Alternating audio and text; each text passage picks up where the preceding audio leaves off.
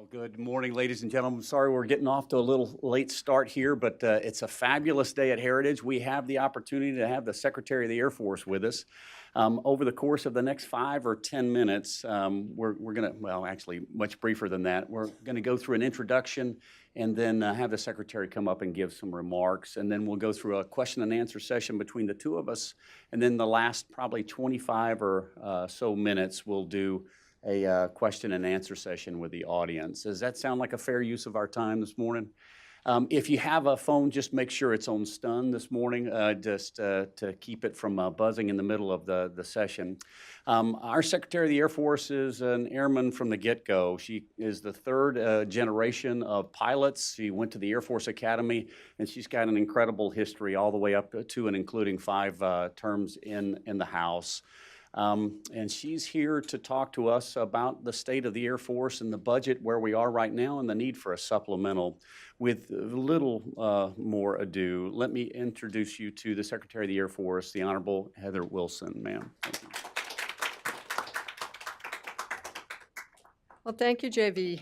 Let me talk a little bit about the challenges that we're facing, and of course, the budget for fiscal year 20, which is now up on the Hill, and the Chief of Staff and I will be testifying 3 times next week. Although we were laughing about it in one of our preparatory sessions earlier this week that we think maybe we should give up congressional testimony for Lent. But I'm not sure that would work. I think anyway, we are going to be testifying next week on the budget. The budget that we've put forward for fiscal year 20 recognizes the return of great power competition as the defining element of what we have to prepare for in the United States Air Force. And that's it's driven by the National Defense Strategy, and the guidance that the Chief and I gave was to align the budget of the Air Force with the National Defense Strategy. And we have a situation in which our adversaries are innovating and modernizing faster than we are, and we have to rethink the way in which we can best prepare for the threats of the future. One of the blessings of this year is that we actually have a budget, and we had a budget on time on the 1st of October. The fiscal year 20 budget proposal is for $165 billion for the United States Air Force. The budget that we've put forward continues the gradual increase in the number of airmen. We're also moving some airmen around within our missions, but it'll mean about 4,400 more airmen, increase in end strength, active guard and reserve, to make us more ready. It also includes a significant amount for modernization. But in addition to the 4,400 active guard and reserve airmen, there are funds in the proposal for a little more than 5,000 civilians, particularly focused in our depots to increase the maintenance and throughput of our depots to maintain our equipment and improve our readiness. There are a couple of themes in the budget that I think I'll highlight for you. One of them is last year at this time when the Chief and I were testifying, it was just a few months after the release of the National Defense Strategy. And a member of the Senate said, well, you know, you always come up here and you defend the budget, the Air Force that you will build within the top line that you've been given. You know, what can we buy for the money that you've been allocated? But you never really come up here and say what you need. So what is the Air Force we need in order to execute the National Defense Strategy? And at the time, neither the Chief nor I could answer that question, and we should be able to answer that question. They actually put that into the Defense Authorization Act, and we did a year-long piece of work looking at the threat in the 2025-2030 timeframe, the global operating plans that are most updated, and did about between 2,000 and 3,000 iterations of war games and modeling and simulation to try to figure out how, at a moderate level of risk, we could execute the National Defense Strategy in the 2025-2030 timeframe. That report was turned in to the Congress on the 1st of March. The task was also given to 2 nonprofit entities. One of them has turned in their work. The other one, MITRE, has not yet turned in the work. One of the things that's interesting to me is, the Air Force said we need 386 operational squadrons. Today, we have 312. Just in context, when at the start of the Gulf War, we had 401. So our estimates of what's required in this reemerged era of great power competition is not as much as we had when we went to war in the Gulf to kick Saddam Hussein out of Kuwait. The interesting thing is the CSBA, the Center for Budget Analysis, the other group that has turned in their work, has said the Air Force is not being will need more than what the Air Force says. So I think the conclusion of all of this is that the Air Force is too small for what the nation is asking us to do. And over time, we are going to have to increase the size of the force as we also change our operational concepts and our capabilities to be able to fight and win and defend our vital national interests. We are building a more lethal and ready force. In fiscal year 19, we trained a little over 1,200 pilots, a little more than we planned. In fiscal year 20, we will train about 1,480, so at 1,480 pilots. By 2022, we will be training 1,500 pilots a year. That's to address a pilot shortage, but it's not just production of pilots we have to focus on.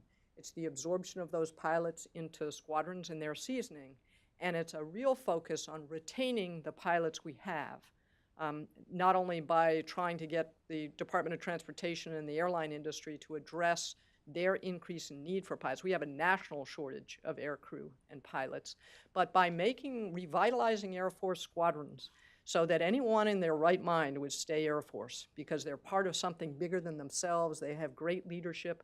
They have some better control over their lives than we've been able to give pilots in the past, and we're able to improve retention of the pilots we have.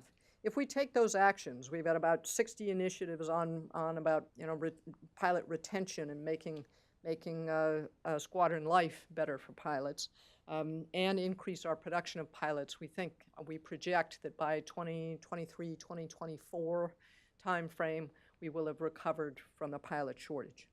We are doing the same with maintainers. The funds that Congress has given us have allowed us to close the gap. 2 years ago, we were 4,000 maintainers short in the Air Force, and we are now completely up to speed with our active duty maintainers, and we still have some gaps in the reserve and guard. But we are trying to season those maintainers and get them to be craftsmen at their work. Our budget also includes funds for improvement of ranges, particularly in Nevada and Alaska, but also nationwide. When you think about what does readiness really mean, first and foremost, it's about people. So it's that end strength that's closing the gaps on pilots and maintainers and others.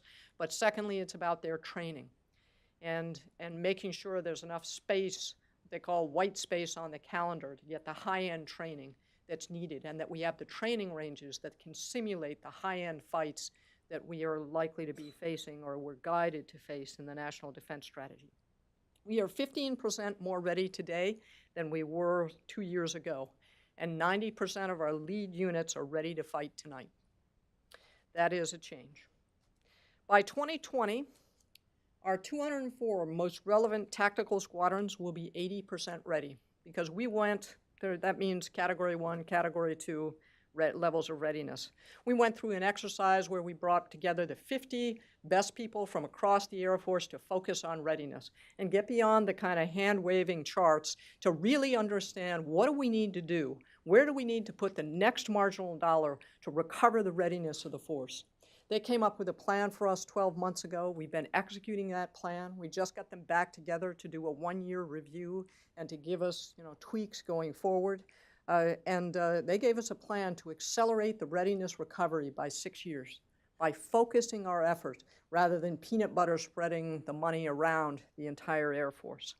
So we are moving forward to build a more lethal and ready Air Force.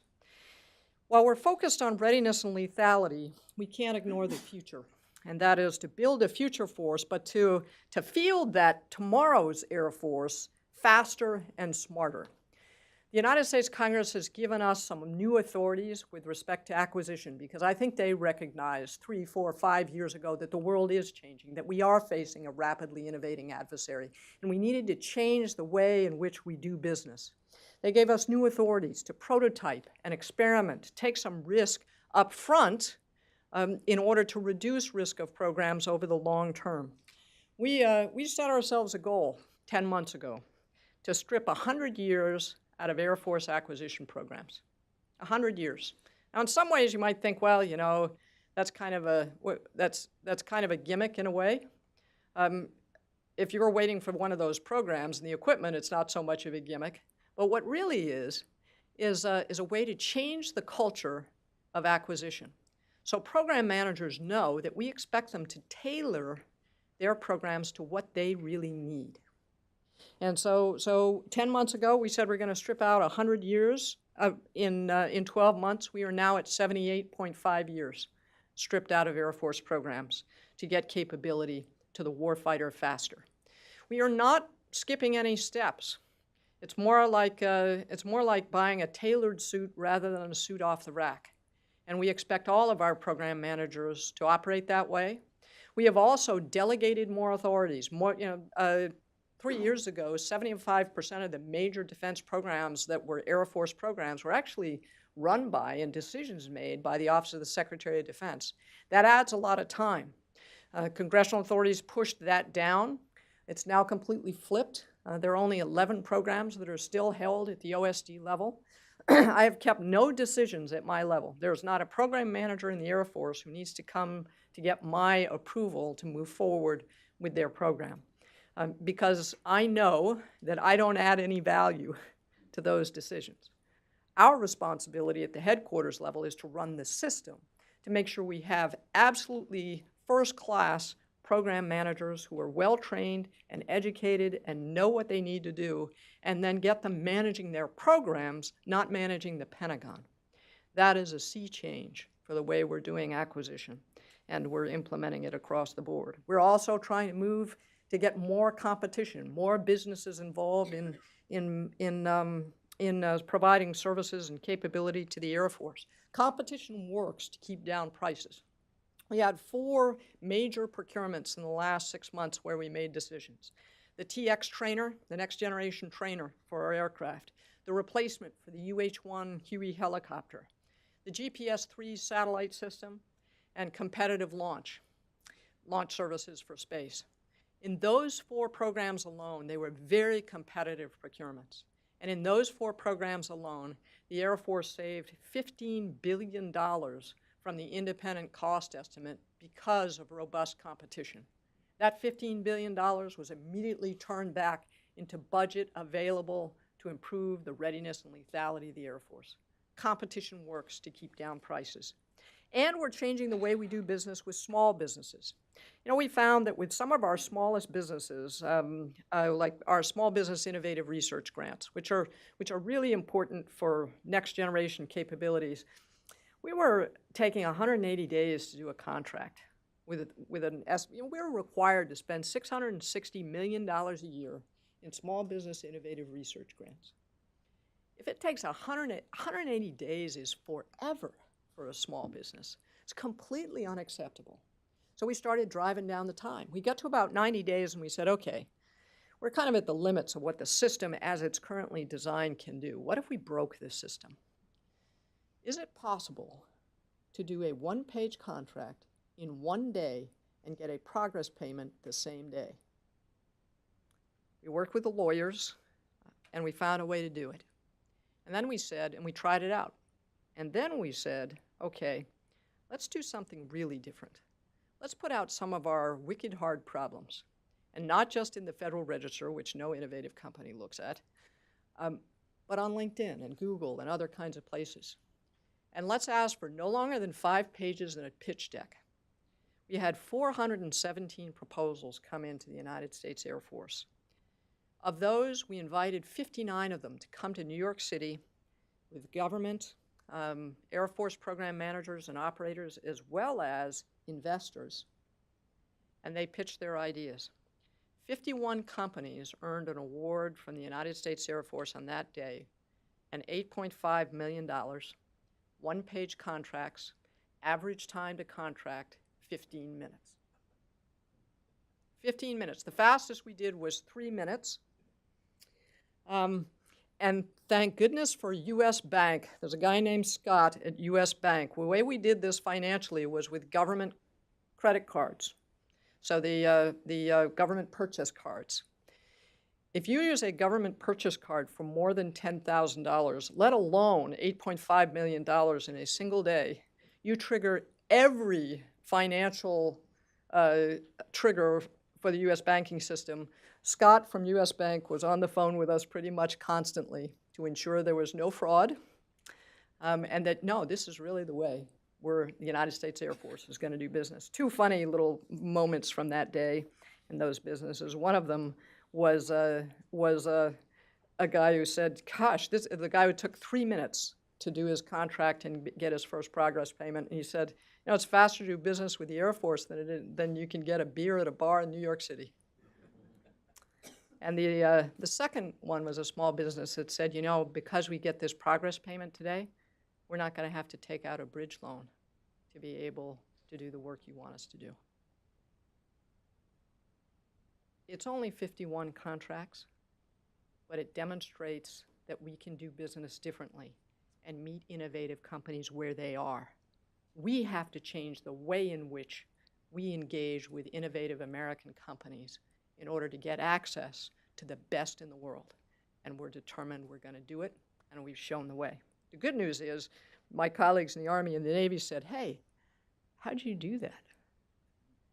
And we gave them a copy of the one-page contract. And exactly, we found the path, and now we hope that the rest of the Defense Department will be able to follow. Finally, let me talk a little bit about accelerating defendable space. The budget for space in fiscal year 20 is $14 billion for what we call white space, for the unclassified space budget. That's a 17% increase over fiscal year 19. And as those of you who track this know, fiscal year 19 was a significant increase over the year before that. Space and Missile Systems Center has been reorganized. We flattened it. We took out three layers of bureaucracy there and created 3 program executive offices. They're getting their contracts out now in about 90 days. We have a Space Enterprise Consortium there now, which was set up. We first put $100 million in that. We've now increased it to about $500 million. There are 269 companies in the Space Enterprise Consortium. 80% of them have never done business with the United States Air Force before. And these are companies that are supplying the commercial space industry. We have about 90 days from when we put out a request to when we award contracts for the consortium. The first one that we did was a very small business that does microsatellites, and the request was to put a microsatellite in geosynchronous orbit and see what we can do with it there. We not only contracted quickly with this very small company, they are delivering within 12 months on microsat for the United States Air Force under that contract. We have established the Space Rapid Capabilities Office, which was authorized in the last authorization bill.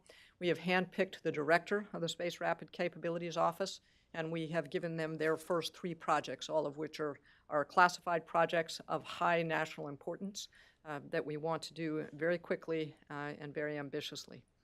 And finally, with respect to the Space Force, the initial work plan is now complete, as the Air Force was given responsibility to come up with an initial work plan in 30 days. And that work plan is done. Phase 1 would be, the plan is that 90 days after the signature of legislation, if we have legislation passed this year by the Congress within 90 days, we would stand up the space staff in the Pentagon with 200 people. And our detailed planning continues on the work plan for the Space Force. And with that, I will stop.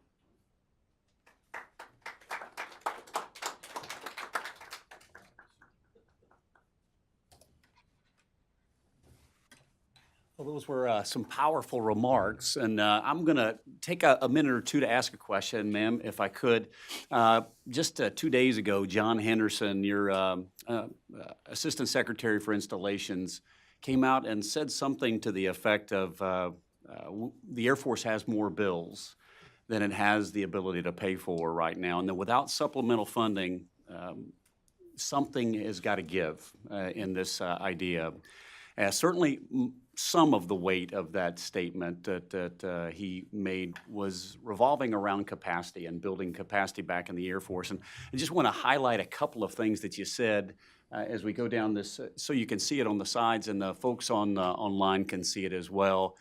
Capacity since the Cold War has really ramped down in the Air Force. And if you look at just 2 specific years, you can see that during the Gulf War, we had quite a large amount of fighters, bombers, tankers, and airlift, but that capacity has really fallen off to where we are almost 2/3 of where we were back then.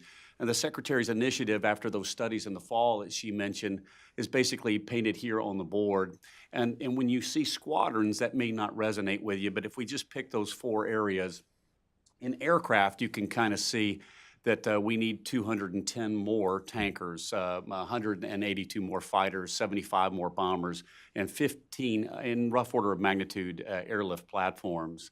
And what that will do in capacity is actually raise us up significantly in the Air Force to where we've got about 96% of the tanker force, that air bridge that we would need to go west or east back in either kind of scenario, 80% of the bombers. But as your CSBA report is showing, even with that increase, we're still well below the thresholds that we were back in Desert Storm. And so it brings this question into the realm of, if we were to go west to engage a threat like China, how would we do with regard to capacity in order to engage that? And so let's transition a little bit to the budget. And this is the last 4 years of presidential budget that's laid out here.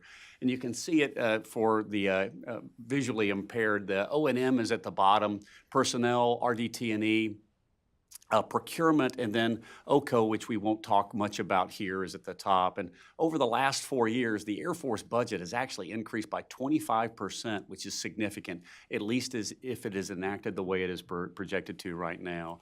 And of that, procurement, personnel, and O&M costs or funding has basically remained about 15%, but RDT&E is up at 80% increase over it was several years ago. Now, if you look at the funded requirements that are projected for this year, it's 48 F-35s are on the books. 72 is the number, I believe, that has been quoted that we need to start acquiring a year in order to bring us up to that 386 squadron threshold. 12 KC-46 are in the budget for this year, en route to 210 total tanker growth. And over the course of the FIDEP, the next 5 years, that pretty much remains flat as far as the funded requirements go. And so this is the question is, how does the budget that the Air Force has got with regard to funded initiatives actually equal, or how is that compared to where we need to go, ma'am? Let me start out. You mentioned first the supplemental. I understand that Senator Shelby has introduced a supplemental to recover from natural disasters today. And I want to highlight just how important that is. In October, Tyndall Air Force Base got hit by Hurricane Michael, direct hit of a near Category 5 hurricane. 95% of the buildings were damaged, 11,000 people evacuated. All of the aircraft were either evacuated or eventually recovered.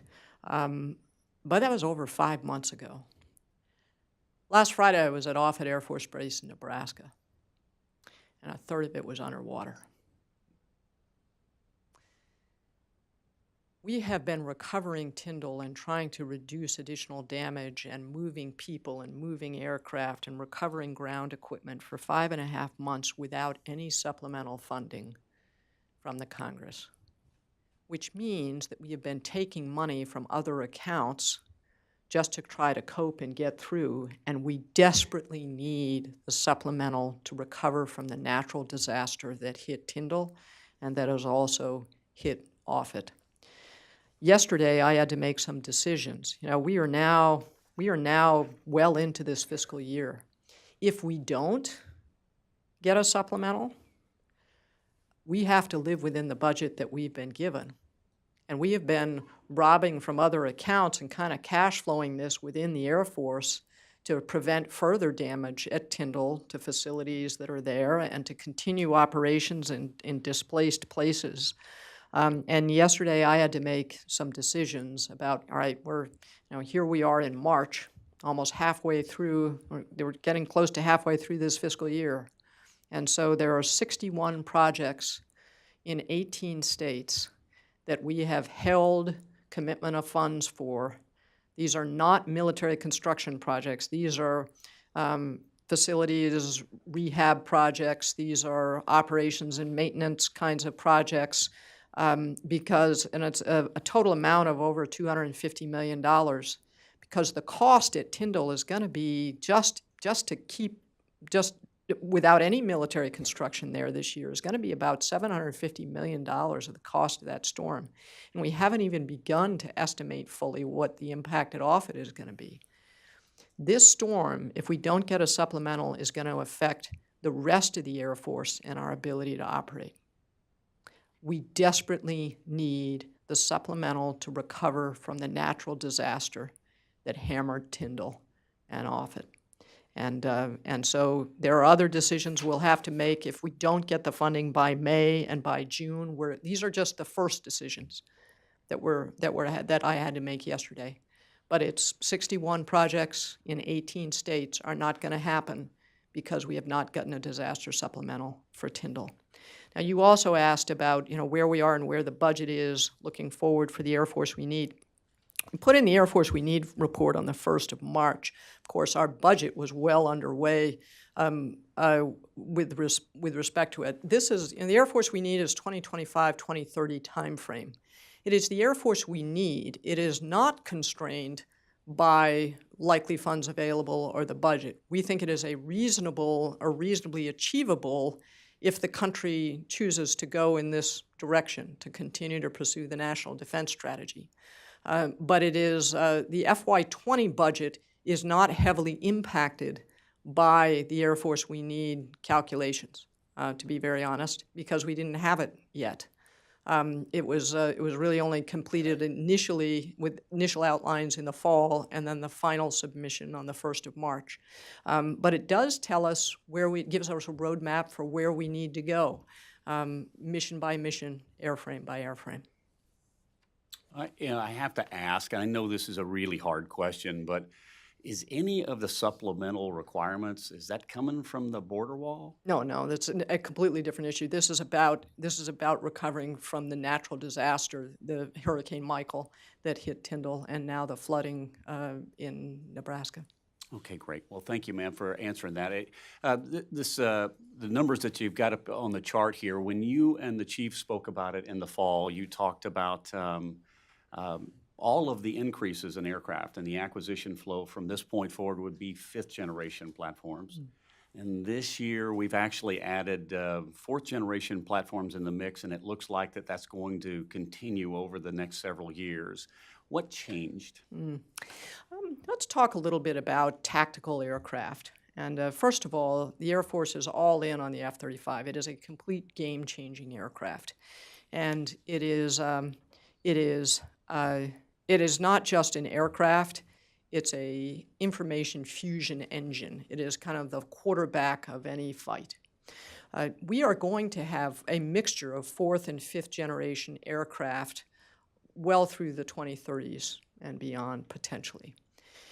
When we looked at what does the National Defense Strategy task us to do, it's a variety of missions at the same time. And as you well know, if there is a crisis in the Pacific, the first commander we're going to hear from is the commander of Pacific Command, and he has a complete operations plan of everything that he needs. And we know what that plan entails. But as soon as you hang up the phone there, the next person who's going to call is General O'Shaughnessy from Northern Command.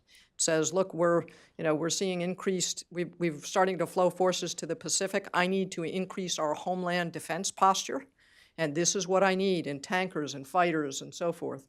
And then you hang up that phone, and this phone's going to ring, and it's going to be General John Hyten at STRATCOM, who says, we're going to heighten levels of readiness and there's a crisis in the Pacific, we need to increase our readiness posture in strategic command, and we need to put more bombers on alert and more tankers on alert. And so when you look at the fully burdened global campaign plans, one of our constraints is capacity. We are seeing a decline in the number of fighters available, the increase in the average age of those fighters. And if we look at the whole system and the whole capacity over the next 10 to 20 years, one of the airframes that's not going to make it is the F-15C. It probably doesn't last through the mid-2020s. And so when people looked at what are the alternatives, one of them was to say, all right, if the F-15C is not going to make it, is there a way to keep our capacity fairly high and benefit from, honestly, the investments of some of our allies and the fact that there's an F-15 line, aircraft line still open? So without any military construction, without any really much downtime at all, local checkout, no changes in maintainers, minimal change in ground equipment and so forth, can you replace these F-15Cs that are not going to make it with F-15EXs so you keep your capacity fairly high through the 2030s and beyond for all of the missions we have to cover? And so that was the nature of the analysis and the decision as we went through the budget development with the money that we have available. How do we keep capacity and increase our capability? Yes, ma'am. Well, that increase in capacity with the F-15X, it'll be fielded over the next probably 10 years, is a guess, depending on how rapidly the Air Force acquires them. And in 2030, will they be stateside bound at that point? How will this help the joint warfighter in an expeditionary mindset? Well, if you look at what we expect to have in 2030 and beyond, there will still be fourth-generation aircraft and fourth-generation missions. We think it was the right thing to do to keep that capacity high. I would be remiss, JV, to argue with you anything about fighters, because I know your background. But it was what do we think we can do given the funding available to not end up having to ground squadrons of F-15Cs with nothing to replace them? Yes, ma'am. Really encouraging remarks that you had earlier on readiness levels and how we're ramping that up and what the next several years have to offer for us with your leadership. So the last time you were here, we talked a little bit about readiness levels in units, and much of that is based on flying time. And if I could dwell on that little fighter area for a minute, guys and gals weren't getting that much flying time, particularly compared to the readiness levels that most of us knew when we were younger, flying the jets. Could you give the audience an idea of where we are right now on the average fighter pilot, average flying time per year? Do you have any idea what that is? The budget for FY20 funds about the same number of flying hours as we had last year, and they think that those are probably maximum executable levels for all of the missions we have to do. For a fighter, that would mean that they're flying 2 or 3 times a week plus simulator time, which is pretty good. The one of the things that's different about flying in simulators today compared to third and fourth generation aircraft was, you used to do the really hard flying and the more difficult missions in the air. Today it's kind of the reverse, because there are in the F-35 as an example, there are things that we don't do in the air that we do in the simulator. I was just out in Des Moines where we do distributed training for air crews. So we simulate, they're in the simulator anywhere in the world, but anywhere in the United States generally, and we're able to create virtually environments and situations that are much more difficult to replicate in real life. And so some of our highest end training is done in simulators. We're really taking a look at how we manage and think about simulation in the Air Force going forward, because there's so much of it that is much richer in the simulated environment. There are some capabilities we just don't turn on in real life because we can't. We don't want to. And so 2 to 3 times a week for a fighter pilot, and then time in the sim. And as the chief would say, he was always a better pilot on a Friday than he was on a Monday, because these are very, very important skills to be constantly practicing. Yes, ma'am. Well, I want to be selfish with my questions, but we've got only about 15 minutes left. So if you do have a question for the Secretary, please raise your hand. Please make sure that it is a question as opposed to a statement, and identify yourself and where you're from. Yes, sir. Pat?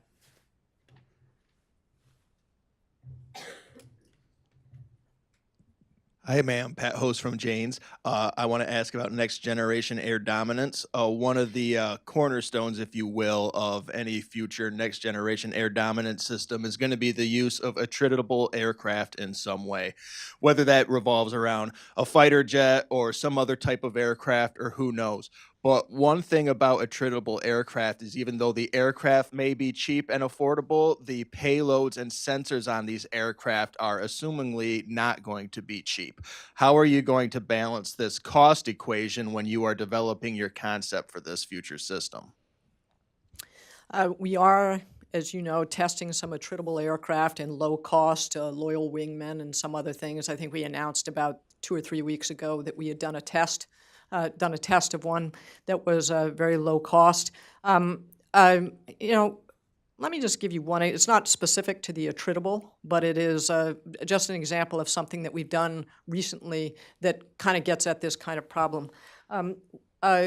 When we were doing our light attack experiment, those are aircraft, but really one of the most important advancements on light attack was the network that connects them together and connects them with their command and control nodes and with the people on the ground who might be designating targets.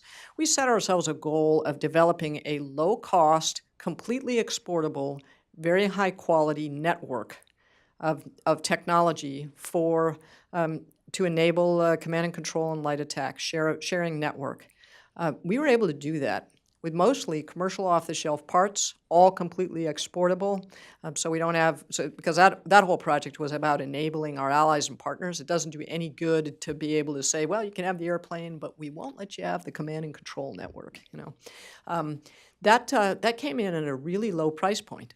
I think that if the objective from the beginning on an attritable is to have very low-cost equipment on it, and you don't expect to maintain it for 30 years.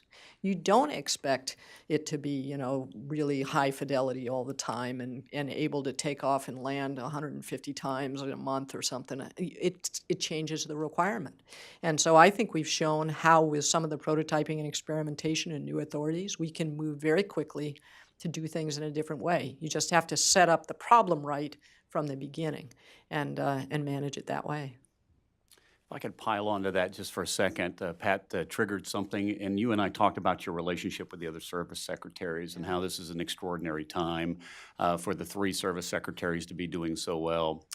Your airborne battle management initiative, the system that is coming is a system of systems. You're going to integrate basically every sensor on the battlefield. I talked to the gentlemen who were in charge of designing the next generation of Army helos 2 years ago, year and a half ago. And I said, what is your intent on integrating F-35 sensors into your suite of systems? And they said, absolutely no intent to do that. And that was surprising. With your relationship right now and the requirement for all of these sensor suites to come together, what kind of cooperation are you getting from the other services here? Well, we do have a very good relationship among the service secretaries, and we've done a variety of things. We're actually working 20, 25 projects together at any one time. But one of them was a joint letter signed by all 3 of us to each of our service acquisition executives. So in my case, Will Roper, Assistant Secretary for Acquisition, that said all acquisition will be common user interface. And so it was a statement of intent and a mission order, and then we said, now come back to us and give us your plan in each service to implement that guidance. Any sensor, any shooter. So we may be detecting a missile launch off of a satellite, And the response may be coming from the bridge of an Aegis cruiser or from the cockpit of an F-16. We're about to, within the next couple of weeks, release our science and technology strategy. It'll be a pretty different approach, but one of the priorities in it will be dealing with complexity and rapid information and decision flow across multiple platforms. So the service secretaries are united on it. We're now pushing our bureaucracies to implement it. Sometimes it may have cost associated with it, but every program needs to have a universal common interface to be able to talk to any other program. So it's the three-prong plug approach to all of our military equipment. Well, outstanding. I told you I was going to be selfish, didn't I? Ma'am, well, how about a question right here? Good morning, Vivian Mashi with Defense Daily. I wanted to ask you to elaborate a little bit more on the life cycle costs for the F-15 versus F-35. Yesterday, General Dunford was testifying before the House Armed Services Committee, and he mentioned, the cost of the F-35 would be, the F-15 has a 50% lower life cycle operating cost versus the F-35. Mm-hmm. Was he referring to, the current life cycle cost for the F-35, or was he projecting into the future? Just wondering if you can clarify that for the conversation. Sure. There is a cost per flying hour, and that includes not only all the consumables and other kinds of things per flying hour, but also the expected life of the airframe, which is different for the F-35 and the F-15. So that is the numbers that, and the way you explained that was correct. And I think it does take into account at least projections of the cost of the F-35 per flying hour, but it is, a fourth-generation fighter is less expensive to maintain than a fifth-generation fighter. We're trying to drive down the cost of the maintenance and sustainment of the fifth-generation fighter to at least be at the high end of a fourth-generation fighter, but we aren't there yet. It's a great question. Yes, sir. Good morning, ma'am. Terry Baker from Telephonics. I apologize up front. I'm retired Army, so I have a bias. But I think this question that I have dovetails in with some of JV's comments about the common user interface, et cetera. The Army, as you know, is really trying to push along multi-domain operation concept. Every once in a while, I see some Navy interest.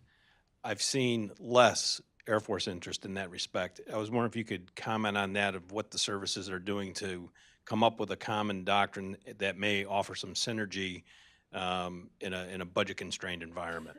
So that it does tell me that you're an Army guy, because it was actually the Air Force that first started talking about multi-domain operations. And we're glad that the Army's coming along. General Dave Goldfein, who is the Chief of Staff of the Air Force, has been talking about multi-domain operations for several years now, and the Air Force and the Army are now talking about it and using the same words, multi-domain operations, and so one of our parts of that, of course, is command, control, and communications, which very often rests very heavily on the Air Force. But we are no longer, we're not really talking anymore about platform versus platform anything. It's all about the network, and it comes up in some unusual ways. I mean, when the chief was out visiting a particular program at a manufacturing plant, I won't really reveal which one. He said, and they were showing him, this piece of equipment that they're building and things, and he said, great, this also communicates with the such and such, which was, these are two programs run by the same company or elements of the same company. And he said, so this communicates with this other piece of equipment, right? And they looked at him like he was from Mars, and he said, if it doesn't communicate and it doesn't share and it doesn't learn, we're not interested in buying. It is multi-domain operations. Everything must share and connect and learn, because speed to decision is part of winning in warfare in the 21st century. It's that relevance thing. Yes, ma'am. Thank you. Good morning, Madam Secretary. Sandra Irwin with Space News. It's been about a month since the legislative proposal for the Space Force has been submitted, and one of the most common criticisms that we're hearing from members of Congress is that it's too heavy on bureaucracy and that they think there's too much military, too many generals. So I'm curious what your thoughts are on that. I mean, how could you do a service with less bureaucracy? Seems that, I mean, do you think that's a reasonable criticism? And is there something that could be done to make it less heavy, top heavy? Thank you. The concept in the piece of legislation that was put forward to implement the president's proposal would be a new corps underneath, or new force, a space force underneath the Air Force. There would be a new undersecretary, a chief of staff, and a vice chief of staff, and then the support for that space force within the Air Force. They would be able to leverage off of existing acquisition, personnel, planning, budgeting, all of those things that are in the civilian secretariat of the Air Force. But for a new chief of staff, you've got to have a certain amount of support for that chief of staff so that they can engage with their colleagues as a separate force under the Air Force. And so that was the model. And we looked at models, everything from a medical corps, JAG Corps-like model for a Space Force, all the way up to a completely independent department. Where the president's proposal settled was for a Space Force underneath the Air Force. Yes, sir.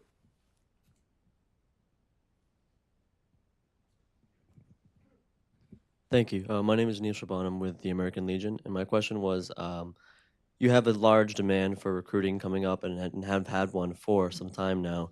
What successes have you seen? What has worked, what has not, and what do you find yourself looking forward into or you're seeing as the next big thing to kind of pull in, whether it's civilian or retention rates, et cetera? Mm-hmm.